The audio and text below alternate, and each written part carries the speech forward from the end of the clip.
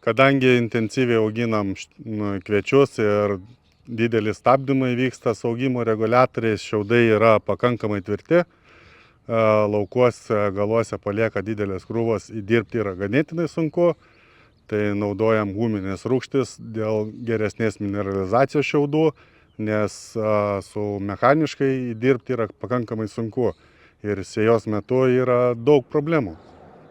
Tai veliasi, nedžiūna dirva, kadangi turim ir sunkesnių žemių, tai darosi toksai kaip ir palestelinas molis. Tai Homistarą naudojam jau daug metų.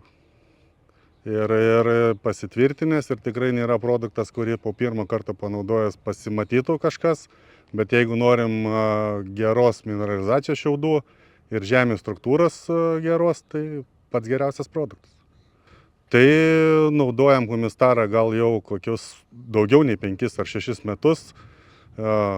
Visų liekanų panaikinimas ir žemės struktūros gerinimas. Tai yra nepadaro šlynos ir gerai trūpa žemė.